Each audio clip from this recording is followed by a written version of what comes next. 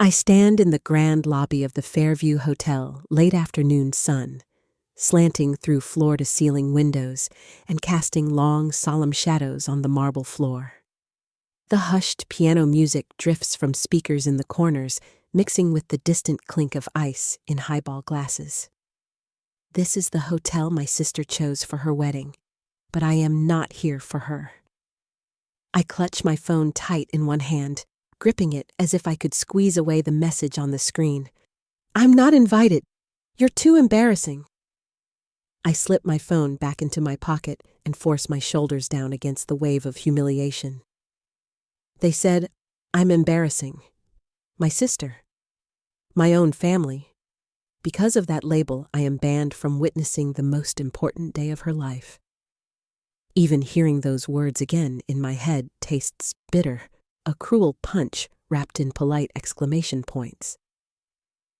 It's not the first time I've heard them. They echo in my mind from years of high school halls and family dinners. The same cruel line delivered in different tones when the stakes were smaller. But today, it cuts the deepest. As children, Nancy and I were inseparable, two wild souls racing through the streets of suburban Rosewood, our laughter echoing under maple trees and paper lanterns at summer block parties. We shared everything secret diaries passed under the dinner table, silly dreams about leaving town together, mud pies we cooked for the garden gnomes. We carved our initials on the old oak swing in the backyard, promising to always watch each other's backs.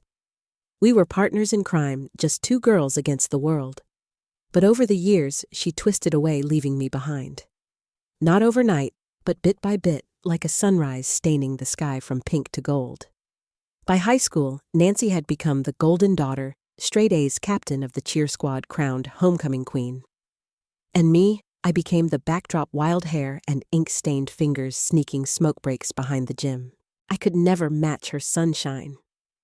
When Mom teased me about tuning down the drama, Nancy just stood off to the side, not defending me. I remember one particular betrayal freshman year when I believed Nancy would keep my secret. I had stubbed out a cigarette behind the science building and pleaded with her not to tell Mom. She promised she wouldn't. But the next morning, Mom had grounded me for 2 months. At home, Nancy slipped a photo album shut as I walked in smirking that it would be my latest scandal to gossip about. Her silence that day stung deeper than any whispered insult. Now, standing here in the lobby, something shifts inside me. I feel that familiar burn of humiliation in my neck. The pastel dresses of wedding guests swirl around me like a river of color and laughter I'm not allowed to touch. There's a faint smell of vanilla and polished wood from a diffuser nearby, and everyone else smells like new perfume and success. They smile politely as they pass, but their eyes flick away the moment they land on me. I inhale deeply, noticing the scent of my own nerves and the resolve brewing beneath it. A soft hand settles on my arm. James, tall and steady, stands next to me, concern coloring his dark eyes. His expensive suit is crisp, his presence calm, a stark contrast to the flutter in my chest. "Hey," he says quietly, voice gentle. "They've set up everything. The penthouse is ready." I force a small, shaky smile. I wasn't here for my sister's wedding. No, but something else is waiting above. James pressed the concierge to hold the penthouse suite for us tonight. In Rosewood, word spreads fast. "Imagine their faces," he said, "when they realize I'm hosting my engagement party in the same building." The irony hangs between us like champagne bubbles ready to pop. I feel a cool edge inside me now. Not panic or despair, but a calm resolve. The irony feels heavy in the air.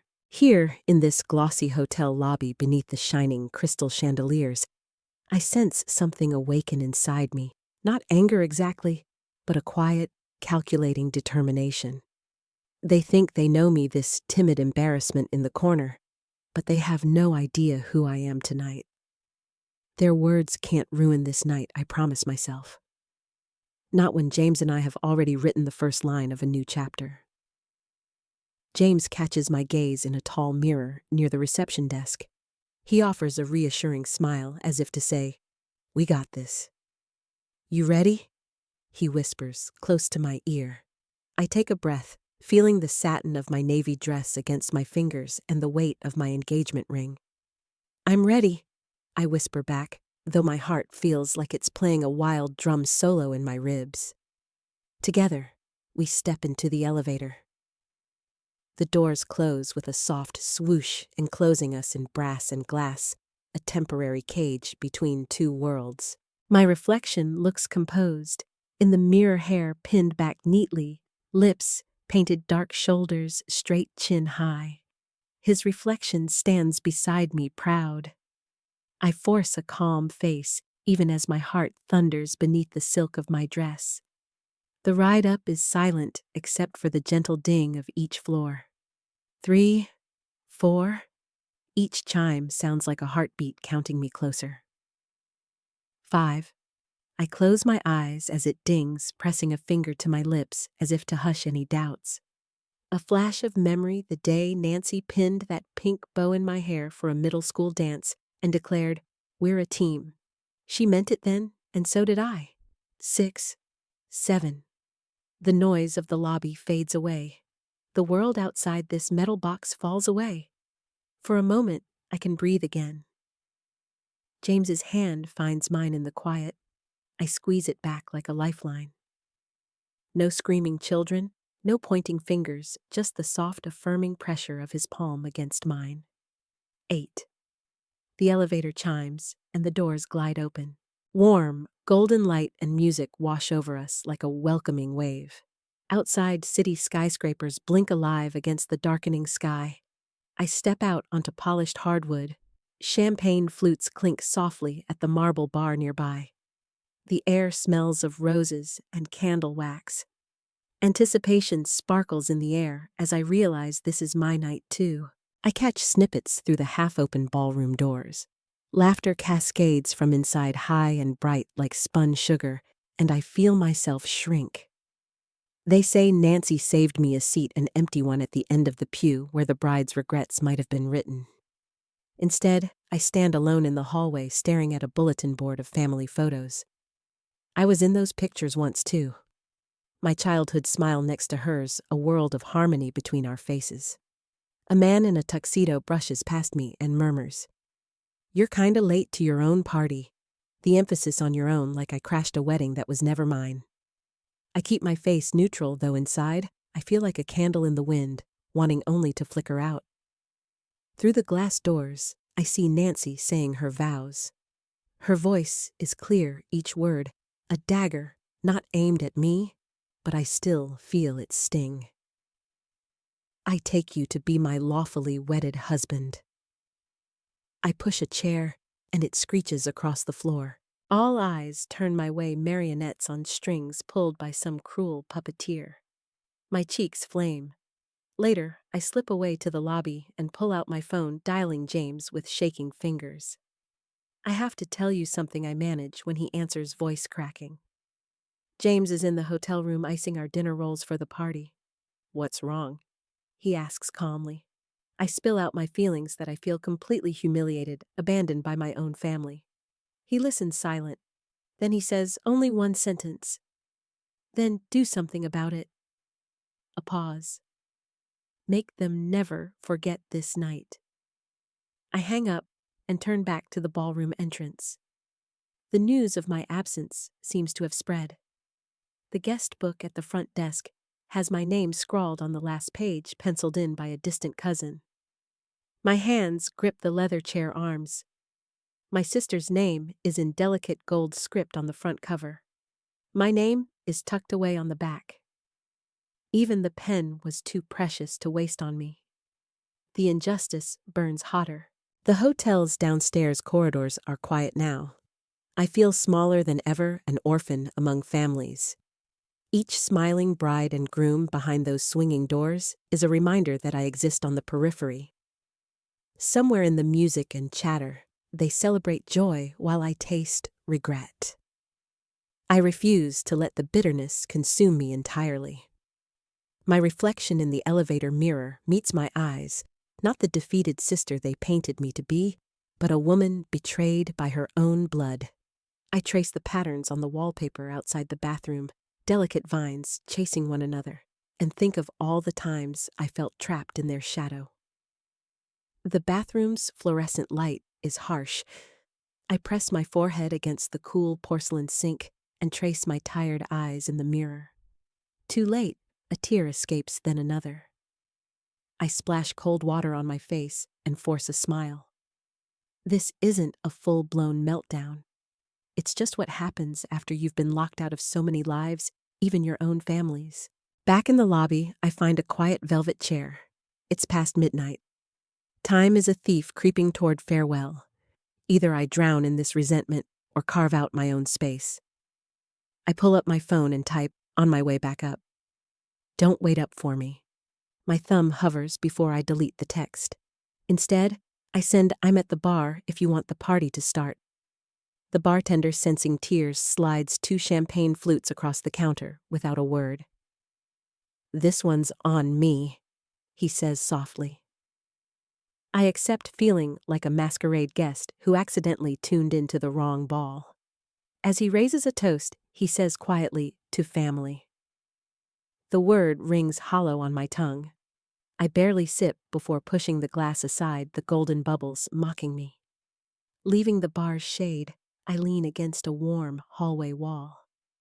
This hotel feels like 1,000 happy stories behind closed doors, each promising a shining future, while mine blurs with tears. The weight of the ring on my finger pulls at me, once a promise of our future, now a weight of irony. I grip the polished wood of a decorative column and close my eyes. Time stretches. I step away and hurry back to the elevators, determined not to break down here. As the doors close on the 7th floor, I breathe in deeply. Tears soak the collar of my dress. The injustice nearly suffocates me. But not tonight. I remember that night like a monochrome film scene, every detail painted in shades of gray. The city lights outside the penthouse windows blurred through my tears, trailing like the headlights of a car disappearing into the fog. It was hours after my engagement party ended. The laughter had died out. The champagne bottles were empty. The penthouse had tasted like victory for a few frantic moments, but now the air was heavy with silence. I was alone. The pain settled into my bones.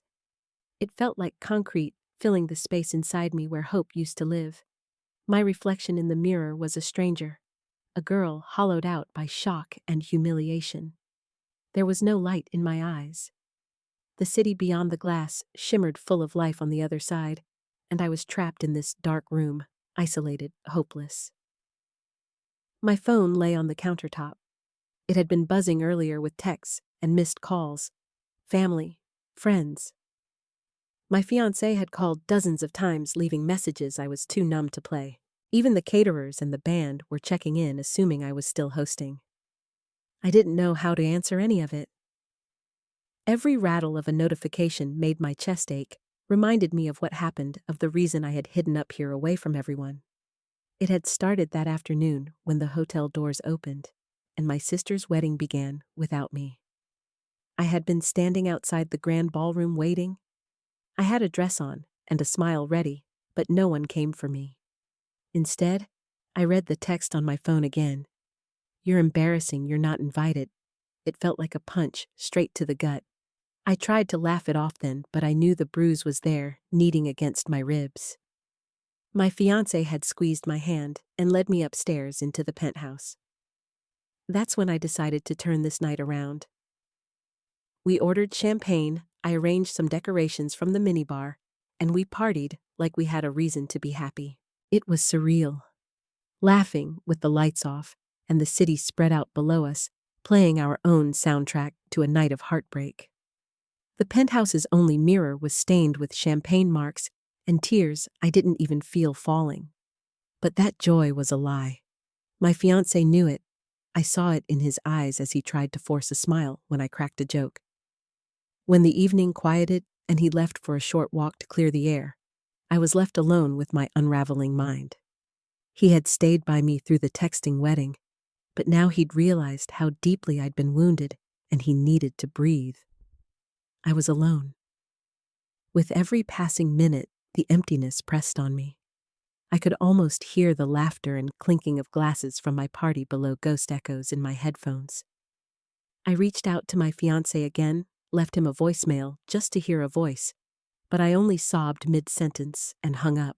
I dialed my sister one more time, not to yell or cry, just to say why, but the line went straight to voicemail. She had turned off her phone, so I crumpled to the floor. The adrenaline that had pushed me through the party ebbed away, leaving only fatigue and sorrow in its wake. My phone slipped from my numb fingers and clattered to the tile. I pressed my forehead to the cold wood, breathing in the silence, wondering if this was reality or a bad dream I would eventually wake from. I had begged myself not to break, but I felt like a fragile piece of glass. The cold truth settled into me. It wasn't me who was too small. It was their world that had never wanted to make room. Outside, rain began to patter against the windows, each drop echoing my solitude. The penthouse lights reflected in the wet glass like distant lanterns, guiding me deeper into my dark thoughts. I thought about how we used to be siblings, my sister and I, partners in crime, breathing life into boring summer days. How we shared secrets, dresses, and dreams. Those memories felt impossibly far away now. Betrayal filled the gaps in their place. The betrayal of being cast aside when I expected love in that hotel ballroom that was meant to welcome me in. Now, it only served as a reminder I was never meant to belong at that table. My mind wandered down corridors of what-ifs. What if I had not yelled at her 6 months ago? What if I hadn't drawn attention with that embarrassing speech at her baby shower? Do siblings do that to each other? What if I had simply been quieter, smaller, more invisible? Would I still be accepted? The answers were as cold as the room around me. It didn't matter what I had done or not done. The decision was made. I was disposable. I tried to stand, but every movement felt like it cost me more tears. I dragged myself to the kitchenette and poured myself a glass of water. My hands shook with the weight of the evening's absurdity. A toast for nothing. The engagement party had felt fleeting, like dancing on a stage that suddenly goes dark. Now, slumped in a chair by the sink, I realized I could no longer hold the pieces together. The dream of our old sisterhood had shattered without so much as an apology. In the radio of my mind, the song of hope had stopped playing. Instead, a slow dirge of despair filled the silence. I ate nothing, cared for nothing. The hotel room was spotless except for my discarded high heels by the door, one lying on its side like a fallen soldier. I stared at them, then laughed softly, a bitter sound that hurt my throat. Those shoes had carried me into an empty hall. Tonight, they would not carry me anywhere else. No phone, no one. Just me in this fortress of glass and steel, surrounded by every luxury a heartbroken girl didn't want. My phone buzzed once more, a message from my best friend. "Is everything okay?" I didn't answer. I didn't have the words. Instead, I lay down on the couch and closed my eyes, letting the darkness behind my lids drown out the city lights. If this was rock bottom, it was lonely and final, and I wasn't sure I wanted to climb back up. My breath came slow and ragged, each exhale carrying fragments of a hope I could no longer keep. Dawn arrived quietly, pale light filtering into the penthouse as if coaxing me back to consciousness. The sky shifted from bruised blue to a soft pink, echoing the flush of adrenaline stirring within me.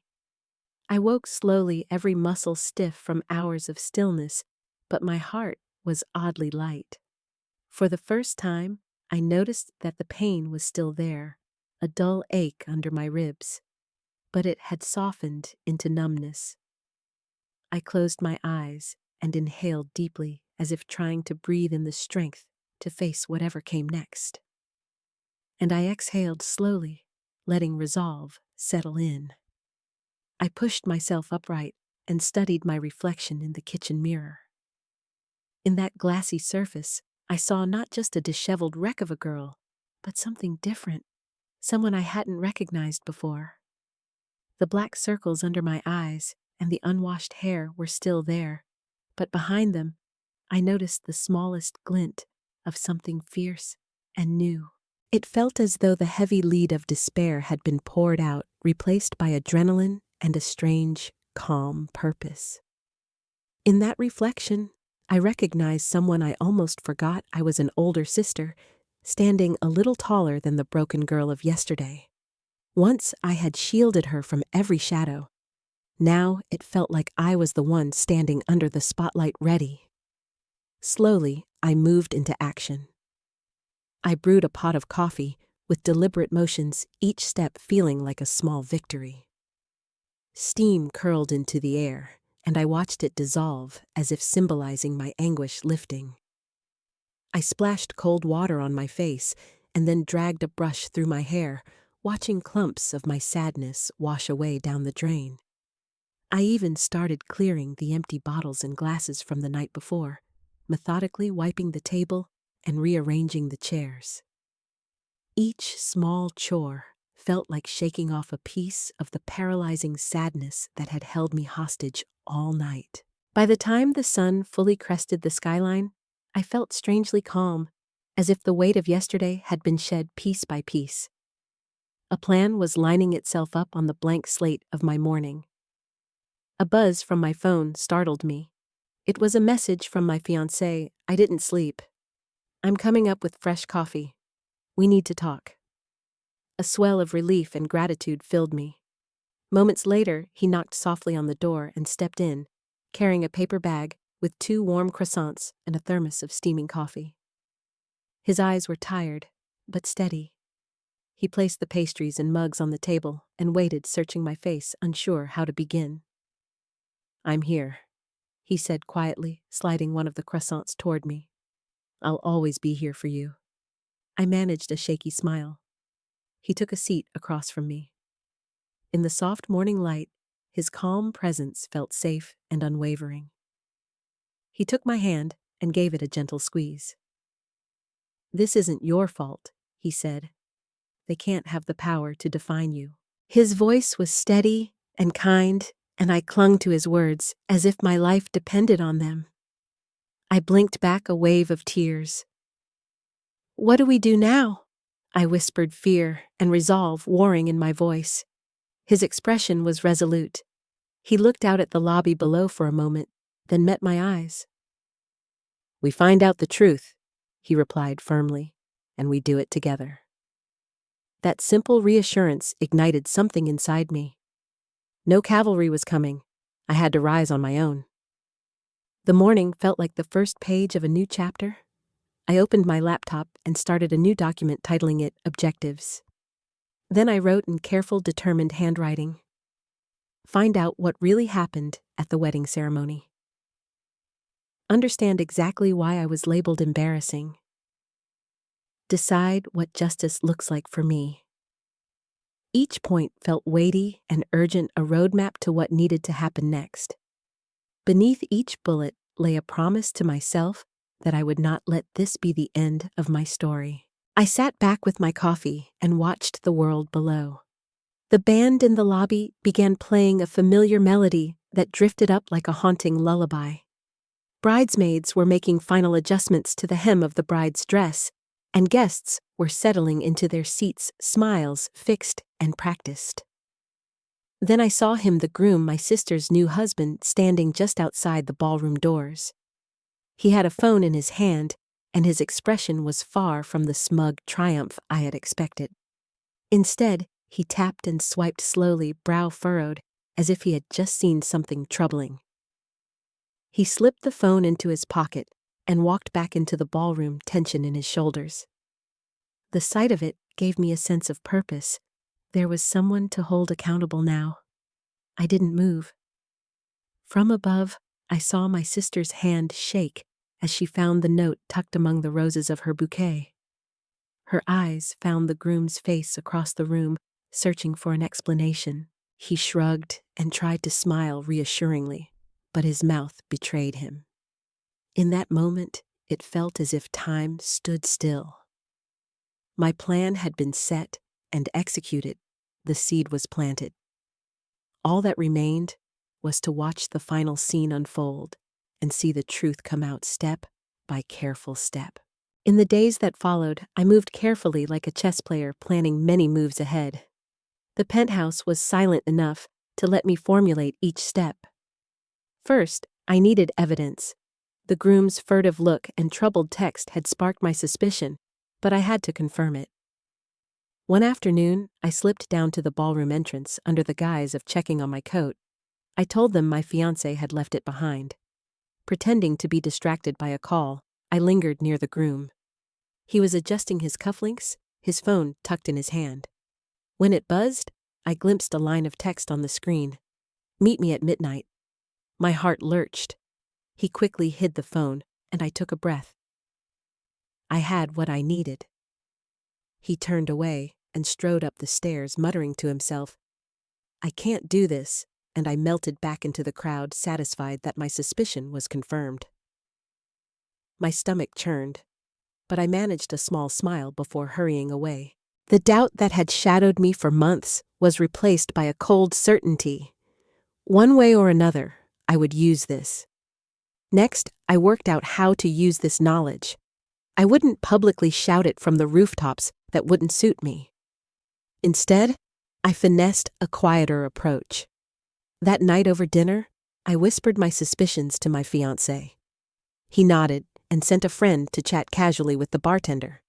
Sure enough, the bartender confided, "Yeah, he stepped outside to take a call. Looked pretty shaken when he came back." Even that small confirmation felt like a triumph. If the caterer had noticed, it could only be worse for them. Piece by piece, the picture grew darker. I realized the late-night arguments and fits of anger had been brewing long before tonight, hidden behind forced smiles and polite conversation. I decided to play this right. I wouldn't crash the wedding ceremony, but I would make sure the truth was revealed. So, I took careful steps. I wrote a note, just 4 words with a shaky hand. "Meet me at midnight." It mimicked exactly the phrase I had seen on his phone, so it would seem to come from him. My hands trembled slightly as I wrote the note on hotel stationery, but I took deep breaths to steady them. I blended into the crowd and waited. When the bride walked by, I stepped forward and deliberately bumped the table, causing a single red rose to fall at my feet. As she stooped to pick it up, I slipped the folded note under a petal. She never saw it go there. Just like that, I had planted the seed. A whisper of truth hidden in plain sight. Meanwhile, I protected myself and moved on. In my own sphere, I let myself shine. I posted joyful photos of my fiancé and me on social media, all smiles and engagement ring selfies to drown out any whisper that I'd been hurt. I began planning my own wedding details in earnest cake tastings, flower arrangements, guest lists, picking out a dress. Let the cameras catch me laughing. Let them see that life was continuing beautifully without any apology. Within hours, my phone was buzzing with congratulations from friends and relatives. I played the part of the blissfully happy fiancé perfectly. On our coffee date that afternoon, I laughed about cake flavors and joked that maybe we should plan our honeymoon soon, undercutting any notion that my engagement had been tainted by sadness. Our photos became a gallery of before happiness. The photographers got all the shots they wanted of my glowing smile. My fiancé stood by me through it all, offering quiet comfort and a tight hug whenever I needed it. Each night, he held me and whispered that we would get through this together. His strength became mine, and any fear I had slithered away. I realized something as painful as this was, I was no longer alone in it. I had one more move to make. Since I couldn't confront them on that stage, I arranged a better vantage point. Under the pretense of allowing guests to smoke, I took the key to the rooftop terrace overlooking the lobby and ballroom. It was empty and quiet up there, perfect for hiding in the shadows. Heart pounding, I climbed the stairs to the deserted terrace before dawn. From that hidden perch, I watched the whole ceremony. The city lights below twinkled in the early morning, and the lobby was still being set up. My breath caught as I saw my sister standing at the altar, radiant in white, but her hands trembling slightly. The groom's eyes darted from me to her and back again. He was caught off guard by seeing me, but he quickly averted his gaze, forcing a polite smile at the officiant. Below us, soft music began signaling the start of their vows. My plan was poised to unfold. I didn't move. From above, I saw my sister's hand shake as she opened the bouquet and found the note. Her eyes widened as she heard the words. Her voice broke on the line she was reading. The groom turned to her with confusion and guilt, but tried to push it down. I knew then that the truth was no longer hidden. It was suffusing the room, making everything tremble without a single word from me. In that moment, it felt as if time stood still. I straightened my back with quiet determination and felt an odd peace wash over me. My plan had worked step by careful step. All that remained was to watch the final scene unfold and see the truth come out at last. I waited in the shadows as everything I had set in motion began to take effect. I had set the stage, and I would be free when it all fell into place. By the time the ceremony ended, I knew it was time to step out of the shadows. I quietly descended the stairs and entered the ballroom with a casual smile appearing as if I was just another guest. Murmurs rippled through the crowd. No one expected to see me here. My sister was the first to notice. Her hand trembled with the bouquet as her eyes met mine across the aisle. I didn't say a word. In that flash of recognition, every secret I had planted hung silently between us. I stood tall, even though my knees felt weak. There was a weight lifting off me as I finally faced them in person. The groom spotted me next, his face drained of color. He attempted a polite wave, but confusion furrowed his brow. I could almost see the thoughts coursing through his mind why he was still holding the ceremonial glass of champagne, and it rattled in his hand. For a heartbeat, he stared, and then excused himself, promising he would return. I watched him slip away from the ceremony line, then paused, folding into the stillness of the paused dance of guests. All around us, people were in a daze. The wedding party had frozen. Some covered their mouths, some exchanged glances. I felt myself breathing easier. The tension I had been carrying seeped away. My sister looked back and forth between the front of the room and me. Her eyes were wide, disbelieving hurt. The bouquet slipped from her fingers and thudded to the floor. She knelt to pick it up, and the note I had written spilled out. She realized with a jolt what I had done. A silence filled the space. Her lips parted, but no words came out. The officiant's voice was a distant hum now. Every other sound seemed to be in slow motion. I knew in that instant the time for silence was over. I walked up to them, my heels clicking softly on the marble. The bride, gorgeous in white and shaken, and the groom, pale and guilt-ridden, faced me. I smiled gently and offered the note to my sister. Her hands were still trembling as she opened it. We were alone in the world for a moment. I spoke first softly. "I'm sorry it had to come out this way," I told her. She looked at me with tearful eyes. "I never meant to embarrass you," I continued. "I did what I had to do. You needed to know what was really happening, and I couldn't let you go on living a lie. You deserved better." Suddenly, a hush fell over the room. The guests turned. The reception buzzed as if someone had struck a chord on a piano. Whispers circled like ghosts, the sister who crashed the wedding, the note, the breaking of silence. I felt all eyes on us, but I remained calm. The groom's face was an open book of regret. He gulped and said, I owe you both the truth." And then he told everything. He confessed how he'd lost his job days before and lied to my sister to keep her calm.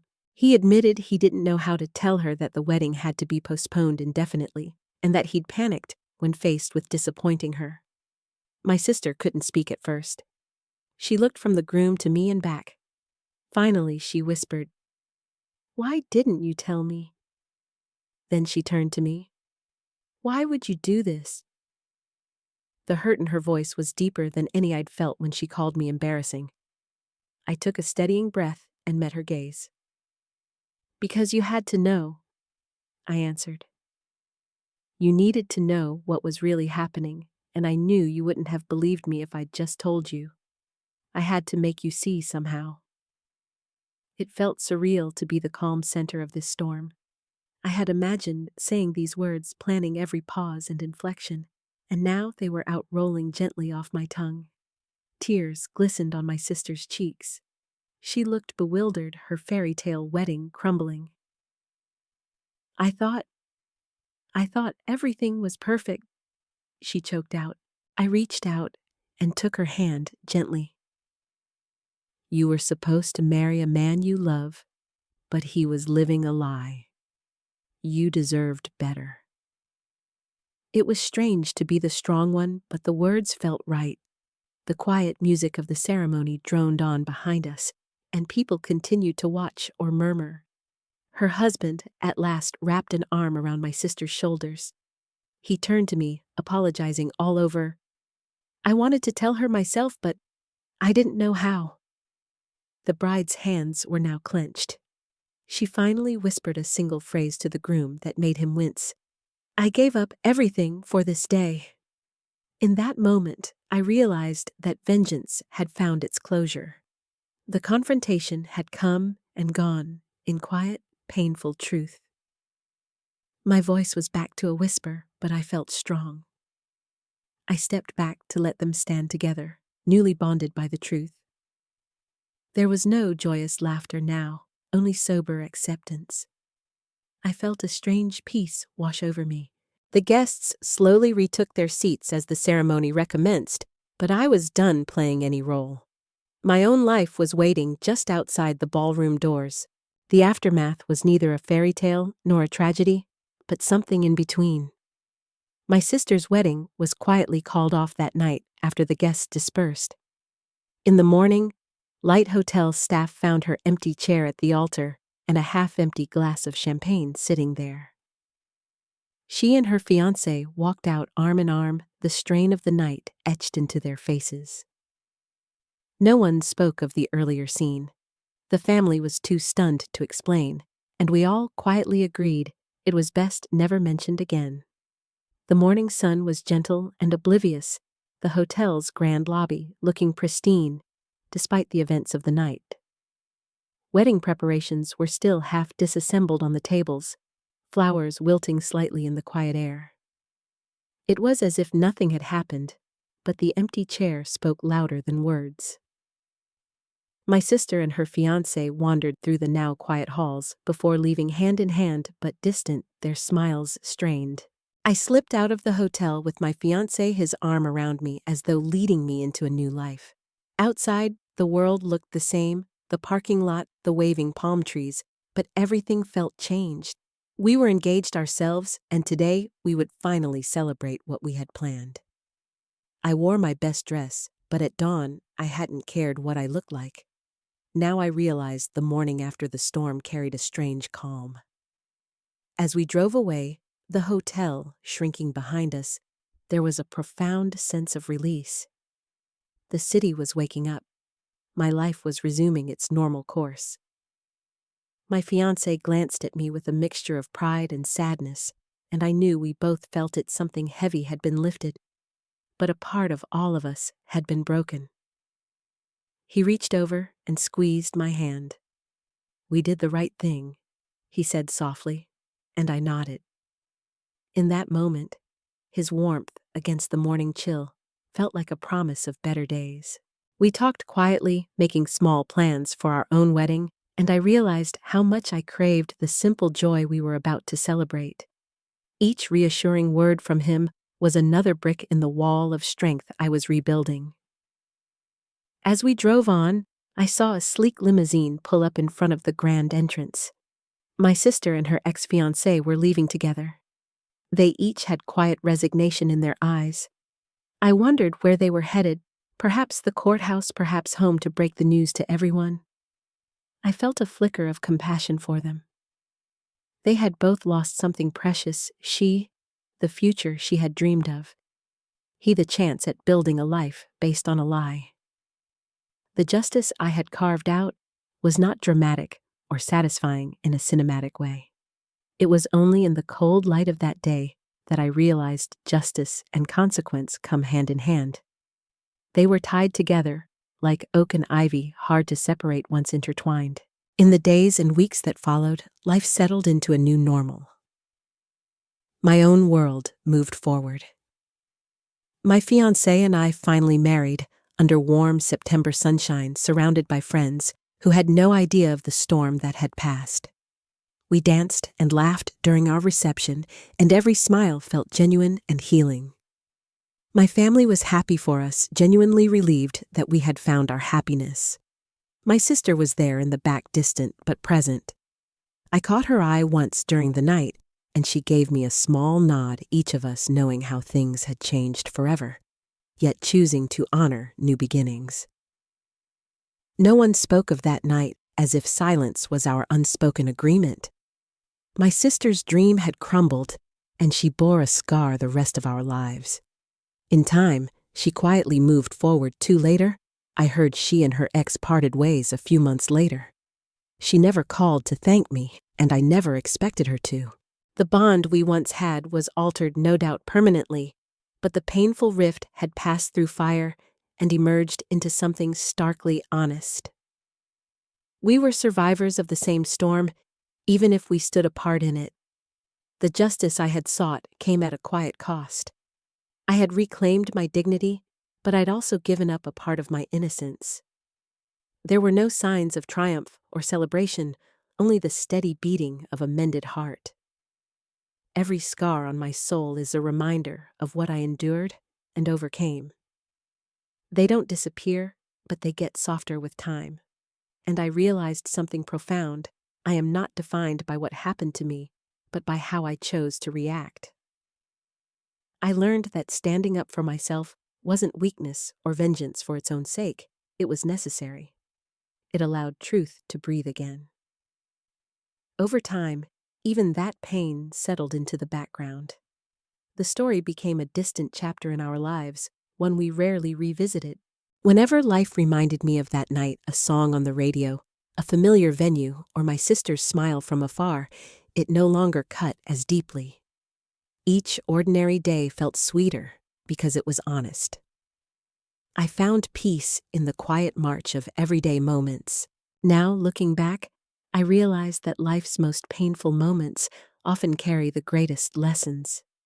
Betrayal had frozen me for a long while, but survival thawed that ice to let growth begin. When I walked away that night, I left behind the helpless, broken version of myself. The woman I am now is different, calm, where I was frantic, brave, where I was ashamed. The echo of everything I lived through is still with me, a haunting melody, but it no longer stabs my heart. Instead, it reminds me how far I've come. For many nights afterward, I replayed that moment in my mind like a movie, but now I watch it from a distance.